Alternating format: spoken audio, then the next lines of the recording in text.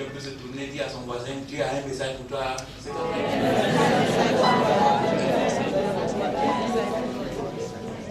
C'est quelqu'un peut dire à son autre voisin, quelque chose doit changer à partir de maintenant.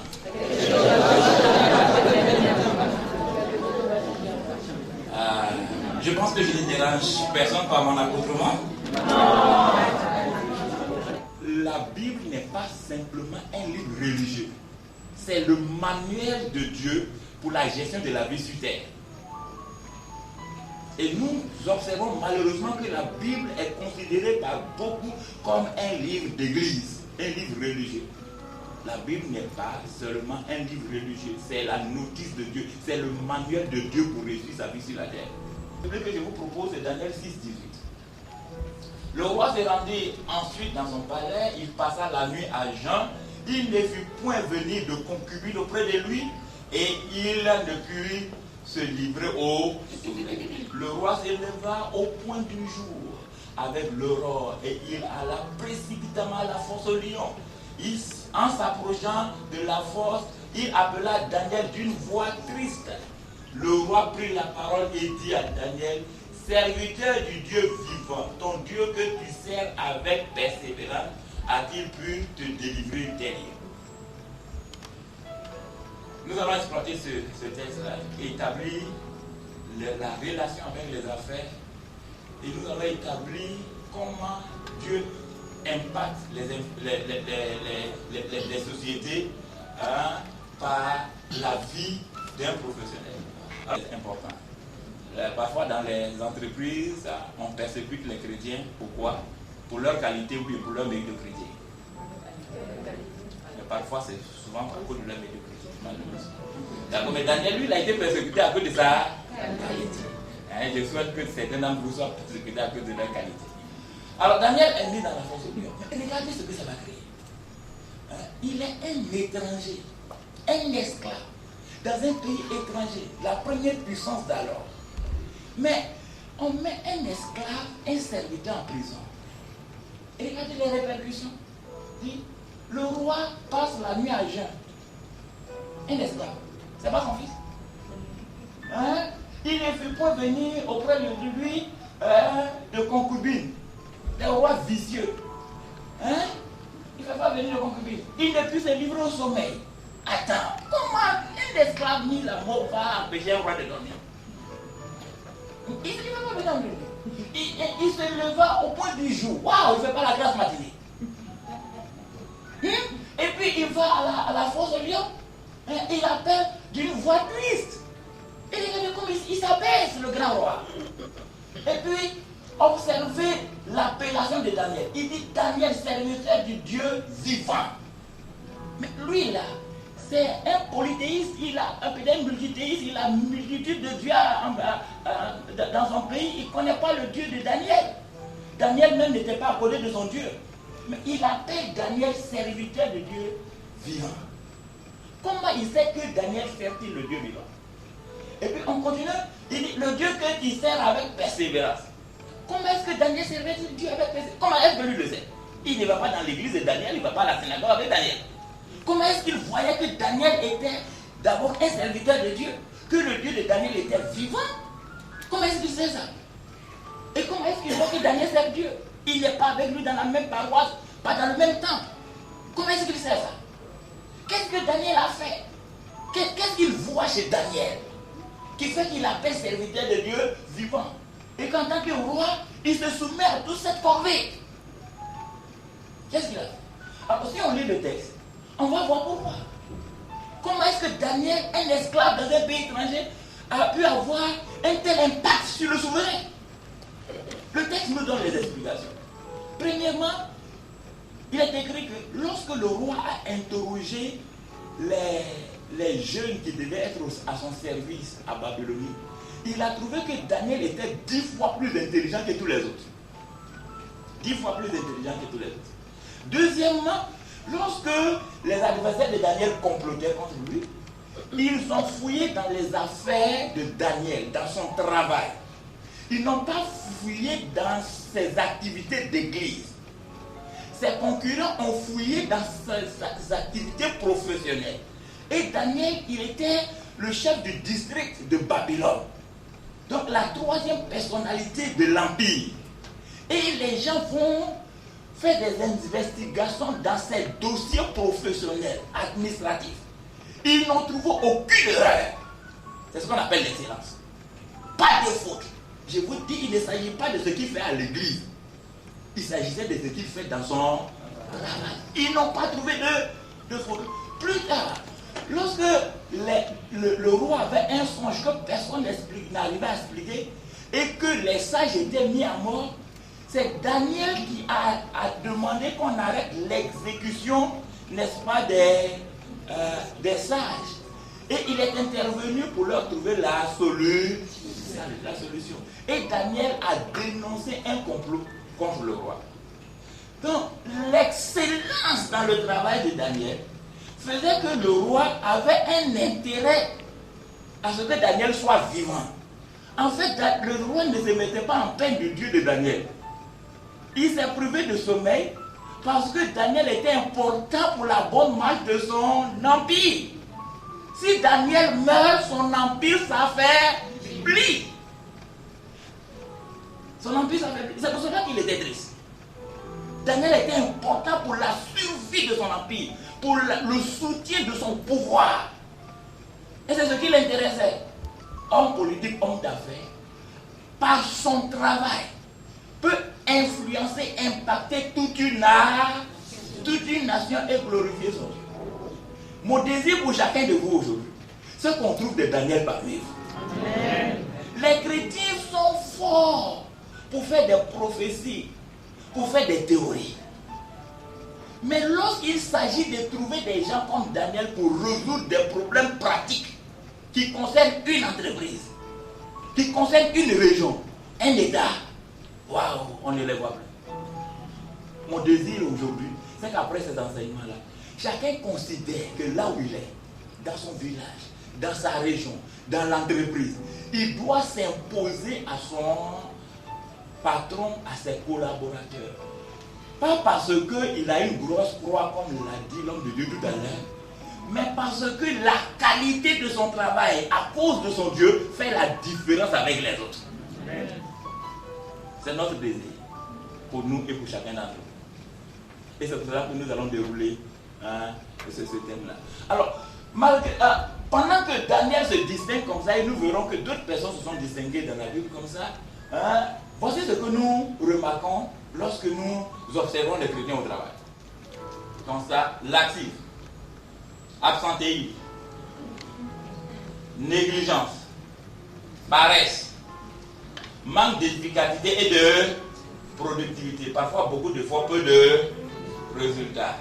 La responsable d'un mouvement écologique très important a retrouvé l'homme de Dieu, Lauren Cunningham, dans un avion.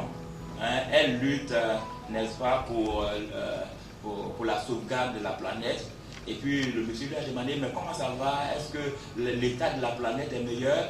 Elle dit oui, ça va bien, mais on a un problème avec un groupe qui aurait pu nous donner son soutien, mais son soutien nous manque et donc on a quelques difficultés. Il dit quoi? Il dit non, il s'agit des chrétiens en général. Il dit mais pourquoi les chrétiens? Il dit non, mais les chrétiens sont tellement pressés d'aller au ciel qu'ils ne s'occupent pas des choses de la terre. Donc ils n'ont pas le temps, ils sont pressés pour aller au ciel. Donc les affaires d'écologie, la qualité de l'eau, la qualité de l'environnement, c'est pas leur affaire. C'est pour cela qu'au travail, ils sont pressés. Ils sont attirés par la chorale. Ils sont attirés par les moments de prière. D'accord? Donc quand ils sont au travail, allez, dépêchons-nous. L'heure de la prière arrive. Donc c'est pour cela qu'on découvre ça. Donc, heureusement, ce n'est pas tous les chrétiens. Mais c'est un constat. Je ne demande pas si quelqu'un se retrouve dedans. Je vous respecte. Maintenant, posons quelques questions. Quelques questions.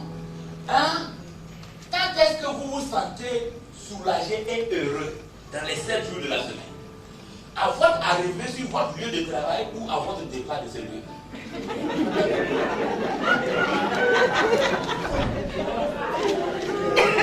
Quand est-ce que vous êtes excité? Quand vous vous réveillez, puis vous regardez là-bas, il est 6h30. Waouh! Vous vous habillez la maison. C'est là que vous êtes excité. Ou bien c'est quand, mais il va That is it. Ma chérie, dans mon sac. Regarde la maison. C'est bien dit. Deuxième question. Qu'est-ce qui vous motive? Alors, je reviens sur la première question. Hein, un orateur que nous avons vu aux États-Unis à une conférence des hommes d'affaires, il a écrit un livre qu'on appelle Loving Monday, aimer lundi. Il a expliqué que des statistiques montrent que la plupart des personnes qui ont eu un arrêt cardiaque l'ont eu le lundi matin. D'accord? Lundi matin encore. Qu'est-ce qui vous motive dans votre travail? Le service que vous rendez ou l'argent, le succès ou la réputation que vous en tirez? Qu'est-ce qui vous motive dans votre travail? Le travail lui-même ou les avantages qu'offre le travail? Troisième question. Seriez-vous capable de travailler pour une bonne cause sans rémunération?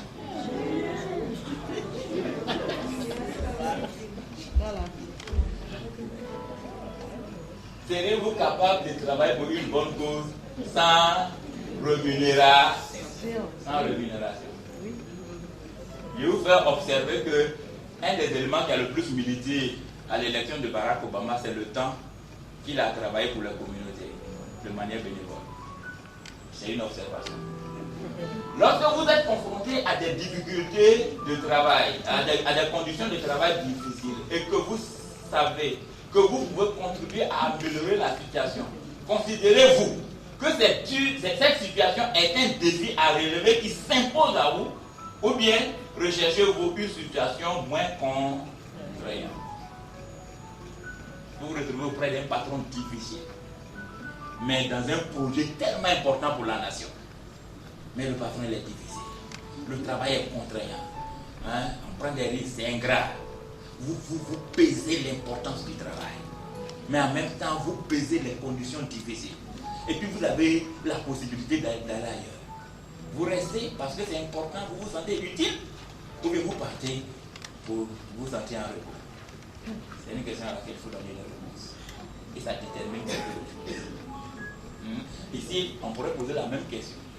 Lorsque vous cherchez une affectation, qu'est-ce qui vous motive? Sortez de l'ENA, qu'est-ce qui vous fait choisir votre lieu de travail? Qu'est-ce qui vous fait?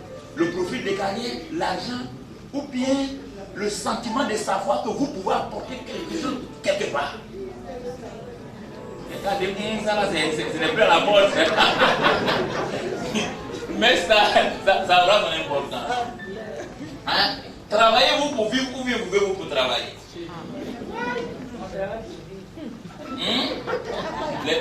Les Allemands disent qu'ils vivent pour travailler, et puis ils disent que les Français travaillent pour vivre.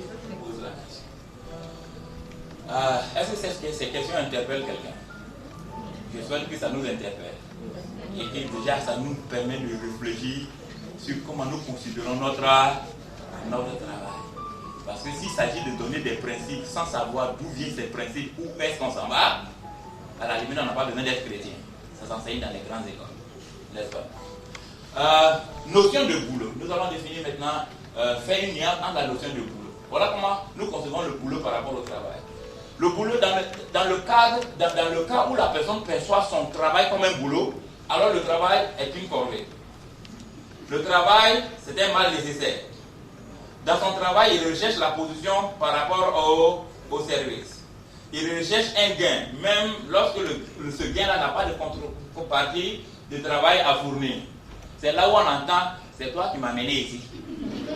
Si je fais là, si je ne fais pas, tu vas me faire quoi? Si je ne fais pas, tu vas me faire quoi? De toute façon, moi j'ai mon argent. Si vous voulez faire, tu travailles tu ne travailles pas. C'est quand même payé. C'est ça, non? Donc voilà, là, celui qui fonctionne comme ça, le travail pour lui est un boulot. Alors, lorsque vous fonctionnez dans la notion du boulot, voilà ce que le boulot entraîne stress, angoisse, ennui, orgueil, vanité et mort, décès prématuré. Celui qui fonctionne dans le boulot, il ne vit pas longtemps. Parce que nous allons voir que le travail permet d'accomplir l'homme. Donc, si tu passes le clair de ton temps, le travail occupe en moyenne 2 tiers, peut-être 1 tiers de la vie de l'homme. Si tu peux, de la vie de l'homme éveillé, si tu passes 1 tiers de ta vie à faire quelque chose que tu n'aimes pas, tu ne vis pas longtemps. Tu communiques quelque chose? Tu passes 1 tiers de ta vie à faire quelque chose que tu n'aimes pas, à murmurer, à t'ennuyer, à te plaindre. 1 tiers de ta vie. À la limite, tu peux même si tu vis bien tes listes. D'accord? Donc, on pourra dire ici, en passant du travail à chose, le boulot donne un chèque. Le travail donne un accomplissement. Le boulot donne un chèque. Ça peut être même un chèque très important. Mais c'est quand même un chèque et ce n'est rien d'autre qu'un chèque. Le travail donne un accomplissement. Notion de travail, notre travail est un sacerdoce à la gloire de Dieu. Le travail est un enjeu spirituel important. Je n'ai pas mis de références ici. Le premier l'élément que nous voulons dire ici, le travail est un enjeu spirituel important. Voyez que dans la vie des hommes, le travail sert comme instrument de Dieu dans la main, l'instrument dans la main de Dieu pour accomplir ses desseins ou bien instrument dans la main du diable. C'est cela que nous voulons relever ici. Le travail est soit, votre travail est soit un instrument à la disposition de Dieu pour accomplir ses desseins, ou bien un instrument dans la main du diable pour établir son royaume. Donc le travail n'est pas innocent, ce n'est pas juste un gagne-pain. En dernier ressort, votre travail est important. Si nous prenons le cas des personnes bibliques comme le cas de Daniel, le travail de Daniel a élevé le nom de Dieu, a permis le salut du peuple juif. Nous prenons le cas de Noé. Genèse 6, verset 8. Dieu dit, je vais détruire la terre. Je cherche une personne suffisamment juste qui va collaborer avec moi pour fabriquer un bateau pour sauver une minorité de la population terrestre qui par la suite va perpétuer la race humaine. Dieu cherche, il trouve Noé. La Bible dit Noé est juste devant l'Éternel. Ça c'est déjà bon. Parce que Noé est juste avec l'Éternel, Dieu peut se mettre en connexion, en relation avec lui pour travailler. Mais la suite, pour construire un bateau, si vous lisez le texte, vous voyez que Dieu va donner des détails importants. Dieu va dire à Noé la taille du bateau à construire, sa longueur, sa largeur, sa hauteur, là où il faut disposer les fenêtres. Dieu va lui dire la qualité du bois qu'il faut prendre, comment utiliser ce bois, la structure de ce bateau. Donc Dieu va lui donner un plan précis de construction, un plan précis. Donc le fait que Noé soit saint, c'était une bonne chose. Alors donc Dieu va collaborer avec Noé, et je disais que Noé était juste devant Dieu, c'était bon. Mais Noé avait des qualités. Il était capable d'entendre Dieu parler, de voir le modèle que Dieu lui présente. D'accord? Donc Noé était suffisamment spirituel pour entendre Dieu parler, pour voir le modèle du bateau. Mais il était suffisamment technique et compétent pour traduire les révélations à un bateau tangible et effectif. Donc le bateau de Noé, ce n'était pas un bateau de révélation. Ça devait être un bateau matériel, concret. Donc il a vu le bateau dans le surnaturel et il l'a construit dans le naturel. Le bateau de Noé n'avait pas il n'avait pas un background de constructeur de bateau. Il n'avait pas une expérience préalable acquise. Il n'avait pas une formation préalable. D'accord? Il n'avait pas vu de modèle avant. Mais à cause de sa compétence et de sa spiritualité, les deux mis ensemble, il a construit un bateau qui avait près de 150 mètres de long, à peu près 15 mètres de hauteur, une grande largeur. Un bateau capable de récupérer toutes les espèces de faune et de flore. D'accord? Et observez que lorsque la pluie est tombée, le bateau de Noé a surnagé pendant 40 jours. C'est un bateau qui n'avait pas été testé à l'avance. Monsieur le qualiticien, on appelle ça comment? Quand tu reçus à faire un travail parfait, le premier essai, on appelle ça excellence. C'est-à-dire qu'il a reçu 0 faute au premier essai. L'exercice que je suis en train de faire, c'est de vous montrer que dans la Bible, là, tout est dedans déjà. Une lecture attentive de la Bible nous permet d'avoir des qualités exceptionnelles. Et cela fera la différence dans la concurrence. Donc Noé était excellent. Il a associé la spiritualité à la technicité. C'est ce que Noé a fait. Alors, donc, ensuite on verra que c'est le même travail que Joseph va faire. Si on parle un peu de Joseph, il se retrouve dans le plus grand pays d'alors. Il est devant Pharaon. Le Pharaon lui explique un songe. Et puis il dit, je